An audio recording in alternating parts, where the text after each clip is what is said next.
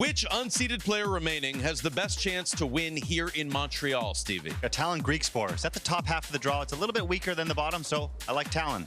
Talon Greekspor. Who do you have, Danielle? I'm going with Bodek van de Zandschulp. You got it. He's been a giant killer. So many top 10 wins. He's beat Medvedev and Hurkacz in the last round.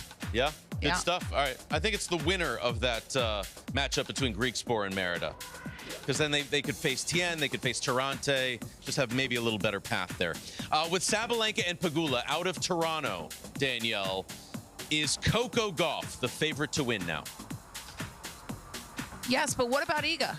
We're sleeping on Iga. I think, just because of some of the results this year, she's still been consistent this year. So I would say, yeah, Coco, but maybe Iga too. Okay, Stevie? I'm going to say no. I've got my eyes on Rybakina and Iga. Rybakina and Iga, no Coco to win there. I think she's going to just peak a little bit later in the summer. Okay, like U.S. Open maybe. That's it. It's good for the American fans. That is really good for the American fans. As a fan, speaking of which, Danielle, who is your favorite player to watch? I think it's Carlos Alcaraz for me, but who do you have?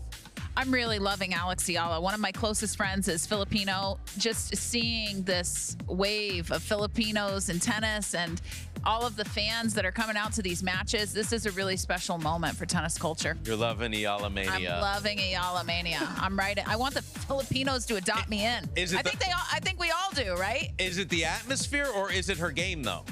I think it's her game for sure. I mean, that's why the fans are showing up, right? Her game speaks for itself, but I also, the fans, I just think they bring such good energy. Even though they're rooting for Eala, I think their presence and, they're kind to everyone. They just love tennis. They love the game, and they're there to just offer their great energy. Everything she encompasses. Yeah, it's electric, Stevie. Who do you have? I've got Arthur Fils. I mean, he's just got so much flair. He hits the ball so hard. He moves incredible, and he's just got that French flair about him. So Arthur Fils is my guy. All right. No Alcaraz from anybody. Except for you. Except for me.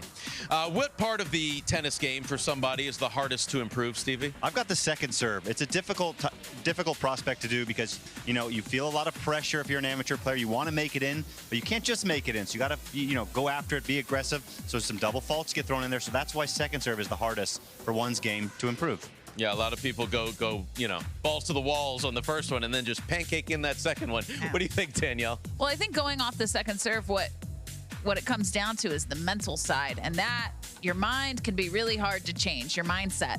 I feel like that's something that's very, very difficult to change, especially with the best players in the world, because we're so stubborn, right? And so if the mindset's not there, you don't have your mind in check, good luck. That can make things a little difficult.